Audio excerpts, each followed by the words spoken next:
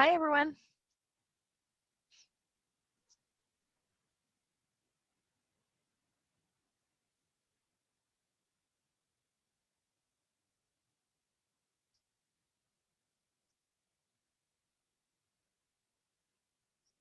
Testing the microphone.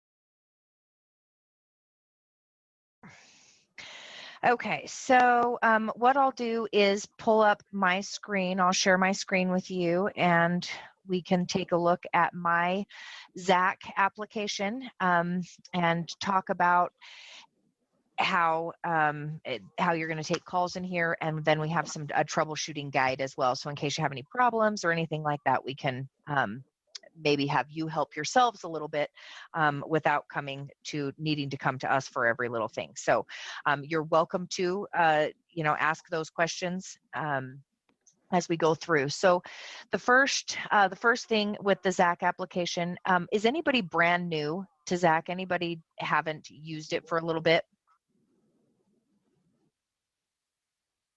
I don't think Okay. so. All right, good. Well, then we can skip the quick tour. That was the the reason for that question. So then what we'll kind of do is just look at the new features sheet that I sent out.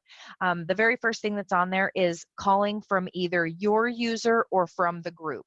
So I like to use my ZAC in expanded mode. So expanded mode has your little side panel here, the center column, and then over on the right, the information panel. And so that's how I'm going to do this training, is in expanded mode. The active role that's here, that's what we're going to be talking about. And so what active role means is, am I calling out as myself or am I calling out as someone from the group? And so if you click right now, you can see that my active role is me, Amy Duncan. So when I call out, it's going to show up as me. But if I click here, then I can choose. Maybe I want to call out as customer service, because in my case, customer service shows a different telephone number when I call out, or when I call somebody inside my office, instead of showing Amy, it would show that I was calling from customer service. The other thing that does is it shows an outbound call for the customer service group. So when people are pulling call reports or something like that, I will show, if I call out as my active role customer service, I'm going to now have a 1 tick mark, 1 call made out by the customer service group. So if you are trying to keep track of calls that you're making out because they are part of that group that you're in, you're going to want to make sure that your active role is appropriate to the kind of call you're making. Okay, so if I'm part of multiple groups, I can go in and change my active role. Now I'm calling out as the operator group. Okay, I could call back out as myself. So just kind of pay attention as to what that active role is for how you're calling out. Okay. Personal presence and presence notes is the next thing. So up at the very top by your name, you have the status that you are, the presence essentially. So you can be available to take calls, not available, busy, at lunch, in a meeting, all of these different statuses that you can choose. Now where that shows up is in the buddies list or in the contacts list. So if I put myself in a meeting, for example, you can see that my little icon changed up by my picture, and it says in a meeting now. So if someone were to have me in their buddies list, so I'm in somebody's buddies list, I can see that presence change. So for example, Cole has chosen this busy status. So on his, he came up here, he said busy. That's what his looks like. And so that's what you're going to see there in your buddies. You can also see that same thing in the contacts. You can see available, busy in the contacts. And also, there are some of that in the agent roles, and I have a little section about what the agent roles are. But really where you're going to see the specific status that you choose up here is going to be inside the groups and inside the contacts, or excuse me, inside the buddies and inside the contacts. The other thing that's nice about this is you can put a little note in here. So I could say I'm busy, but I'm going to be done at 10. And so now everyone can see I'm busy, but I'm done at 10. So Ken, for example, he's available in the field was the note that he put on there. So it just kind of gives people more information about what it is that you're doing, that you're working on. To get rid of that presence note, you can just click the little X right next to it. And then it goes away. You can highlight it and press delete also. As you are probably well aware, there are a million ways to do everything in the system, so whichever you're most comfortable with. So that's the presence note. Okay, so I want you to, the next thing that's on the sheet is the group presence. And so I want you to notice that when I changed my personal presence to busy, it automatically changed my group presence to not available. So sometimes people are confused because in the group presence, I only have the choice to be available, not available, or in wrap-up mode. Okay, so my personal status, I have all different statuses that I can choose. I can say I'm at lunch, but my group presence is still not available because I'm not available. I'm not in available mode and I'm not in wrap up mode, so I am not available. So that will always say one of those three things, regardless of what you have chosen up here. Okay. But if I choose available, now I become available in the group as well. I can go force myself. So maybe I do want to be available as a person, but I'm not going to be taking group calls. I have a couple of ways I can do that. I can change my group presence to not available. And now you can see that that's not available, but my personal status is. Or I can just log out of the group. So maybe I don't want to be part of all of these groups. So I get there by clicking the little cog. So we talked already about clicking right on your name for the active role, so you could change how you were calling out. But to actually log in and out of the groups, we click on the little cog next to it, and now I can log out of whichever I want. So, you know, if I didn't want to be part of any of these groups anymore, no problem. Now I'm out of the group. Okay, so now I'm logged out. I can log back into only one if I want. Okay, and now I have the ability to change that that presence. My operator. One note on that, for our purposes, we are only logging out of those groups or changing that group presence with manager's approval. We're not doing it without manager's approval because we need people in the groups during their hours to be taking calls. Okay. Yeah. Roger that. Absolutely. All right. So just, I do like to point out the difference there, because sometimes people are like, well, I don't have all the same statuses. And so just to make sure that you understand what is available in each one of the places. Just to kind of hit on what wrap-up time is, after you get off of a call, I'm sure you've noticed yourself going into wrap-up mode. That's something that we get to assign how long the wrap-up is, and if it happens automatically, if you can put yourself in wrap-up mode or not. Those are all programmable things that we can do. But the wrap-up is what gives you that extra time at the end of your call. Okay, so agent roles is the next thing. And so this tab down on the side, agent roles, is going to tell you what's going on with the people in your groups. So if I was logged into multiple groups here, so if I'm logged into a few different groups, then you can see those groups just populated in. So all the groups that you're part of, you're going to be able to see. And this is specific to the group status. So if I go in to my customer service group, I am available, Gage is available, Christine's available, Cole not. These ones are offline, so I can see what's going on specific to the group as far as the people who are there. This is probably a duplication of what's in my buddies list. Okay, so I can see Christine's available here in my buddies list, but this is specific to the group itself. The other thing that's brand new is the ability to see the queue monitor. So you can see more than just what's going on with the people in your group. You can see what's going on with the group itself. And so if you click on the 3 little dots next to the group, you can go into the queue monitor. And in here, it tells you how many calls are currently in the queue and what the wait time is, but also how many agents we have in the group, how many are available, not available, in wrap-up mode, etc. The other thing is down here, you're going to see actual calls that are in there. So if there's a call, I'm going to see it's not order number 1 because I only have 1 call, how long it's actually been waiting, what the caller ID is of that call. And then even if it's a call that's in progress already, I'll see what agent it's assigned to. So, you can see all of the information about the call and the call group here in the queue monitor. And you can look at multiple ones. So if I wanted to see the queue monitor for the engineering group, okay, so here we go. Okay. Or I can see it in the customer service group as well.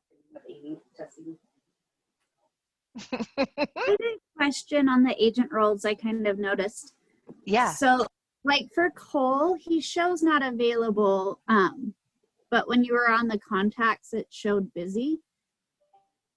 So if they're on like a phone call or something, will it show not available under agent roles? So it showed active when Gage was on that call with Heidi just a minute ago. It showed active.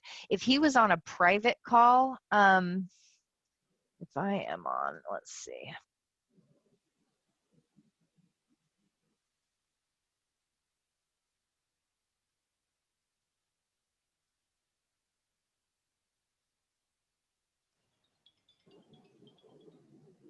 Wanted to see what it.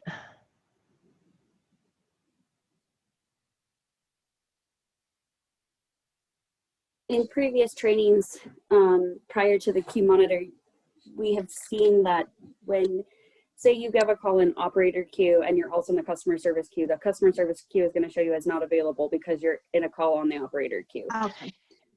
That's what I was going to say, because I've noticed sometimes on ours that it will say not available on the agent roles, but if you look under contacts, they'll show in different statuses, because not typically available, but they'll either be like on a phone, busy, at lunch, something different. That'll be in the buddies list. In the agent role specifically, it just shows available, not available, offline, and wrap up. Okay, so that doesn't necessarily mean what status they're truly in. No. That's exactly right. Yep, that's exactly right. So that's why I wanted to make sure and point out that inside that group presence, we only have those 3 types of presences. No matter what we choose up here on the top, I could choose at lunch or in a meeting, and it would change my group presence all by itself to not available. Perfect. Thank you. Okay. All right. So the queue monitors up here, so you can just leave these tabs up, and I have people that I have pinned up here on top that I leave here all the time, the people that I talk to the most. And so you can leave your groups up as well. You can't pin them there, but you can just leave them there. To get them off, like if I don't care about the engineering one anymore, just click the little X and away it goes. Okay, so that's really easy. The other thing that is a brand new feature that I like a lot is called Presence Alert. And so what Presence Alert is it lets you know when someone is in a different status. So say I wanted to know when Cole becomes available. So right now, Cole is in busy status. And so he's gotten there by making himself busy, right? So if I want to know when he's going to be available again, I can click his word busy and then say, I want to know when he's available, and then okay. And now I have that little bell that shows up. So when he comes back to the office and he changes his status back to available, it's going to pop me up a little message in my screen that says Cole's available, and give me the opportunity to call him or send him a message. So that's the presence alert. And if I want to take it back off again, I can just click it again and then take it off that way. Okay, before you used to have to actually come over to the dots and then go into his info and then enable the presence alert from here. So it's a new, faster way, and I find that I've used it way more now that it's just real quick right there. So that also works if they're on a call. So if you need to talk to somebody but you notice that they're on the phone, then you can just stick a presence alert on them, and as soon as they get off the phone, you're going to get a notification, so then you can call them. So, okay, so I wanted to take a second, and I'm going to take about 5 more minutes, and then we'll have about 10 minutes left for questions or anything that you guys have there. The other sheet that I sent you was a troubleshooting guide. So just trying to make your lives easier here. So the biggest, most important thing with the way you guys take your calls is that you're not using a physical phone to take your calls, you're just using your computer. So it's important when you're using your computer that you are bound to your soft phone. So take a look with me down at the bottom left-hand corner of the screen. You can see I'm connected right now to my physical telephone that's here at my desk. I can bind to my soft phone, which is what you guys are going to do. So when you're bound to your soft phone like this is what you want to check to make sure. So if you go to get on a call and maybe you get a big red square, sometimes it happens up here in the top corner, a big red square that says no bound devices found, or it says call cannot be presented because bound device is unavailable, or something along those lines, okay? What you're going to check, very, very first thing, what you're going to check is down here at the bottom that this soft phone is connected. You can disconnect and reconnect the soft phone really easily. So if you click the word soft phone, I would want you to cancel your bind. Okay, so you're going to cancel the bind. So now it says bind to, and you're going to bind right back to that soft phone, and then you're going to try to make a call. Okay, so that's super important that you have that soft phone connected. The next thing on the troubleshooting guide is your audio. So you can see I'm talking on a headset here. It could be a physical plugged in headset, doesn't have to be a wired headset, but I want to make sure that when I'm using my soft phone that my audio is coming through the appropriate device. I don't want it to be coming out my computer speakers. I don't want it to be coming out trying to pick up a microphone from the camera I have hooked to my computer, right? I want the audio to be coming out my headset. So where we check that is in the 3 little dots up in the top right-hand corner. We're going to click the dots and go into settings. The settings menu up on the top is how we get to the different pieces of the menu there, and we're going to go into the last one, soft phone. So I can see my audio devices. I have 3 separate sections for what type of audio I'm receiving. So this is the received audio, the voice that I hear. What do I want it to be? My system default? Do I want it to be which one of these devices? Okay. My ringtone, where is it ringing to? So you notice that my received audio and my ringtone are different because I don't want it to ring in my ear. I want it to ring audibly on my laptop. So that's how I have that set up.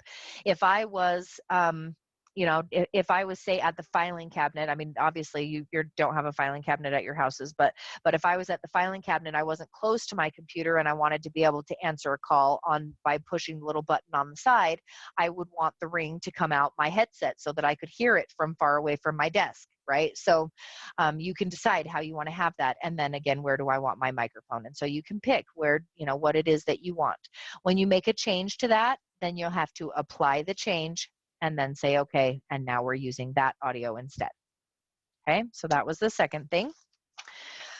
The third thing is, was your headset muted? So the headset itself has a little mute button on it. And so, just check to make sure that that's not happening. Make sure that you're not, that your speakers, that, when you're using something different here, when I have a headset connected, you can see that I can go in here to my headset and I can turn up my volume on my headset. Make sure I'm not muted here, right? We want to make sure that people can hear us that way, so that those types of things come up. Okay, we want to make sure that we're logged into the appropriate group. If I'm not getting calls for a specific group, I want to make sure I'm logged in. So we talked about that already with the little cog. So we just press the cog, make sure that you have a green check mark in the group you're supposed to be in. Okay. The other thing that's going to be important for us is we need to make sure that we log out of the groups when appropriate. When we're not working, we need to be logged out. And so rather than just clicking the X, sometimes we think if I just click the X up on the top, I'm going to be logged out of all my groups. I'm closing the program out. That's not what you're doing. What you're doing if you click on the little X there is you're minimizing the screen. You're just closing it from your view. You're not actually logging out. So let's make sure that we actually log out of the groups. Okay, so you don't have to individually log out of the group. That's not what I'm saying. You can just come up here, click the 3 dots, and make sure you log out of the program. When you log out of ZAC, okay, we'll just log right out of ZAC. I'm now looking at a login screen. I can go home, okay? So just make sure that you log completely out of ZAC. If you only just click the X, okay, watch the difference. If I only just click the X to close it, it's gone from my screen, but it's still there. I'm still logged in. See how I didn't have to log in again? What that's doing is it's still timing my statistics. So if I only click that top X in the corner, it thinks that I'm logged in for 24 hours instead of only needing to be logged in for 8 hours or 6 hours or whatever my shift happens to be. So it's really important that we manage ourselves when we're logged in and when we're logged out of our software. Okay, and the other, the last page on that is rebooting your PC, because, you know, if anything doesn't work on something, the very first troubleshooting step is, have you tried to log out and back in? Have you tried to reset it? So if you've tried to log out and back in, you've tested your soft phone settings, you've made sure things aren't muted and stuff is just still not right, last thing would be just to come right down to the start, go ahead and reboot your PC. And please let your manager know before you do so we don't wonder what happened and text you and say, hey, what's going on? You can say, I've done all the other troubleshooting steps. I need to reboot. Roger that. Okay. So really, those are the things that I had on my list. Heidi, is there other stuff that you wanted to go over? Is there a way, I know you said there's a way to like leave the conversations open. Is there a way to open it in a separate window for the Q monitors, or is it still one window? It is still one window. We can, though, we could do something with the super view instead that is a separate window. So we can't do super view outside of supervisors because of some of the reporting and stuff with our data rules and all that with Renaissance now. So the Q monitor is really our only option for the general queues. So I just wanted to know, so in Mixie, you could drag it away from the application. I know. I just wanted to know if you could or could not. No, you cannot, unfortunately. One thing we can explore offline, though, is besides just the super view, we can also create a wall board. And so it can be like an Excel spreadsheet wall board that gets updated. And so that could be something that would definitely be in another window. If we could share it to like a drive of, you know, like an Excel spreadsheet that they accessed on a web page or something like that. So real time? It's almost real time. It's not exactly real time, but I mean, it's within a few seconds of real time. Okay. So that's probably something we should ask Dennis about for his reporting. So, and he's in the next group, so we can chat with him. Okay. After. Yeah. So let's, I'll put that down as a note that we need to discuss how we could possibly do that in a separate window. Yeah. I do know at one point we had talked about a wall board before COVID to like hang in the office, but now we're only there one day a week. So if we could do it virtually, that would be awesome. Exactly. Yeah. So I'm thinking it would have to be something that we did to like utilizing the OneDrive and so yeah, let's do some brainstorm on that. All right. So Kia, do you have any questions? No, I don't think so. Everything sounds pretty kosher to me. The only thing that I was confused about was just when you guys are saying the Q monitor being in a separate screen. So like, you know how like when we choose a conversation, it pops up its own little conversation and we can pin it. Are you saying that this Q monitor thing is only going to be sitting inside agent roles, or is it not going to have like a pin screen that you can have? No, it is going to be up there on top, just like that. So just like a person. So yeah, I mean, I could be like in my parks or groups or buddies, anything like that. I could go back over to Christine, for example, and then I still have the customer service queue monitor over here, but like in a totally separate, not connected at all to ZAC, like in, you know, Got it. in the older software, it was kind of cool Yeah. because you could pull the application apart, and so I could Yeah, have I like, remember that. yeah, okay. Yeah, I remember that. So I just I want to make can. sure it like could be pinned. I've got like a whole bunch of people and like chats open at the top that I've pinned, and if I Mhm. get one too many, it'll disappear. So I was just wondering if you have everybody pinned, can you pin this to your top portion? So this one does not have a pin option. I will Okay. request that because I imagine that that wouldn't be too hard to add in like the next version or something to be able to pin those as well. At this point, it doesn't have the choice to pin it. So like on a person, I've got the dots and I can go in and pin the tab, Hmm. but on Hmm. this group, I don't have that here. Okay. So so I will put that in as a feature request. Cool. Cool. Thank you. Mm-hmm. All right, who's next on my screen? Kaden. Kaden, do you have any questions? I don't have any questions, but I mean, I would like to change the ringtone. That'd be awesome if we could do that. That traumatizes me when I'm at home and I still hear it in my ears. But other than that, no, I understand everything. So, okay, change ringtone. All right, I will, honestly, I really haven't thought about that too much, I imagine. Okay, let's just take a little look-see. We're guessing through this, so I'm thinking it's going to be under alerts.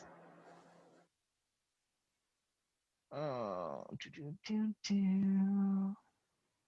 only to, okay, so if I wanted it off, I can turn it off here so that it wouldn't make a sound, it would just pop up, but that's going to probably be not what we want. So let's see.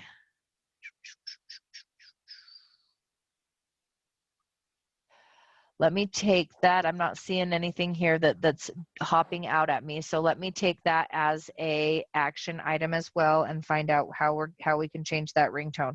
We definitely don't want to be traumatizing anybody here.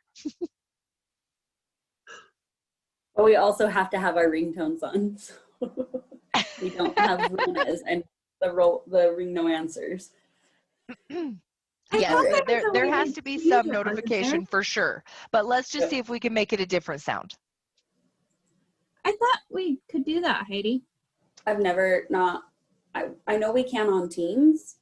I've never seen on your ZAC app on your phone you can, but it's on the computer version you cannot. Oh, yeah, I think Does it's the phone version that Dennis showed Yeah. me, because yes, It the taps tone into is a the little cell phone bit jarring. Yeah, well, and even on Mixie you used to be able to too, because you could actually, like when you went into the alerts section, it would say, did you want to alert on IMs? And then there was a thing like pick your ringtone. And so you could pick any ringtone that you wanted.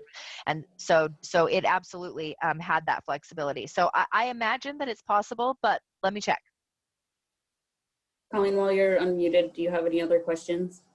I don't have a question, but if we're asking for possible additional features, Yeah. is there a way on the IMs to leave something as marked unread? So when it first comes in, it has its little red dot or something along those lines. But I've noticed, like if you get a whole bunch at once and you kind of like click through them to like grab the one that's the highest priority, sometimes it's hard to remember which ones to go back to. Yeah. So if Yeah. you could like flag them or like tell them to not be marked as read yet, so you have that a little alert to be like, okay, I know I haven't responded to this one yet.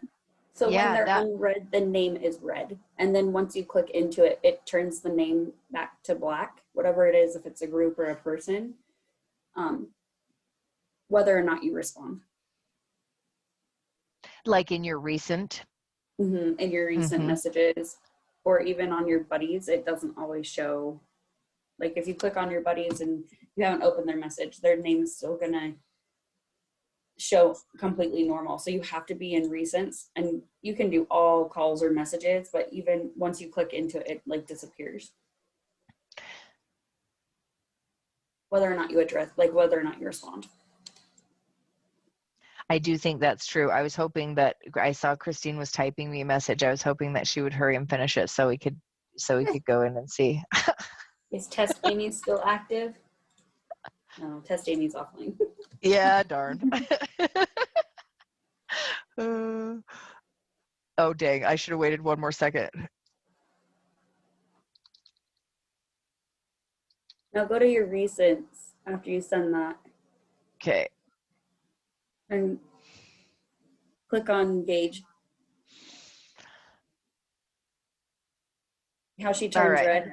So I have the number one and this, and I can go around to my little things. But Even as if soon- I go into my recent, see how she's red, and then in my buddies, is she? No, just in the recent. and it'll show on her side. Yes. Delivered, and then as soon as you click into it, it will show her seen. And then she goes, and so her name goes black. And sometimes if you get like, say, if 4 people message you at the same time, so you like click through them real quick to see like which one's the most urgent, they've all now gone black. So to remember to go back and grab whichever one you haven't responded to, sometimes it'd be nice if you could like mark it as, I don't know, even just flag it. Yeah. Yep. So yeah, let me, all of those things are fantastic additions. I put that on here too. So mark as unread or flag them in some way. So if you have those types of requests, just send them to me in email. Zoltus has an email address that's called features@Zoltus, and they respond back. I mean, when I've sent probably 3 this week already of things that people have said, oh, it would be so nice if I could, Well, let's funnel them through me so I know what we're asking for. So when Amy comes back and is like, I need to do a training, I'm not completely caught off guard. We have one other person. Edith, do you have any questions? You've been here the whole time. I just want to make sure everybody has a full understanding. 2 other people, you missed Chelsea. She's not showing on my screen. Hold on. Let me make it bigger. do you have to scoot her over? I thought she was in the other session too. I thought I put all the eligibility girls together. Sorry, Chelsea. I see you now that Whatever, I Chelsea, sit down. Oh, sorry. All right, Edith, do you have any questions? No.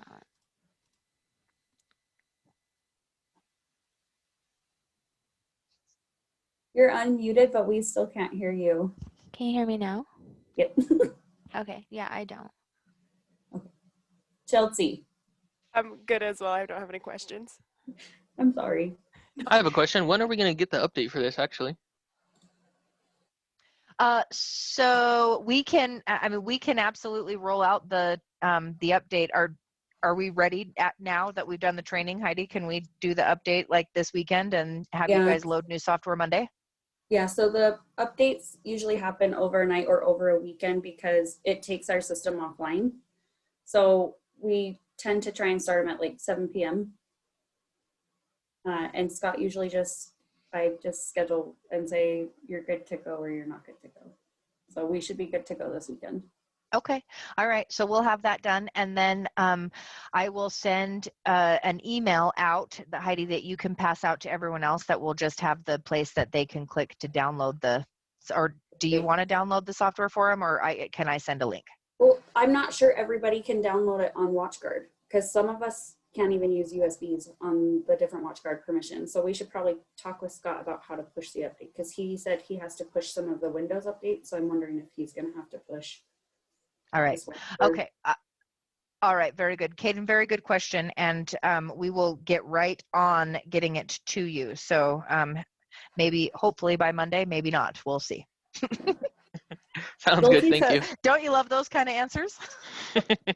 Zoltis is great in that we get to help mold and say like, we really need this, but so-and-so might not need this. So can you please code something for us? But on the other side of that, we have to make sure our security is top notch still because of all of the social security numbers we have in the same environment, right? That we use for the claims.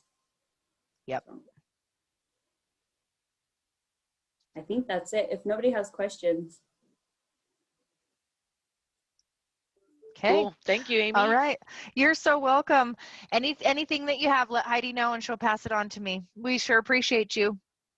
Sounds good. Thank you. Thank you. Bye-bye. Thank you. Bye-bye.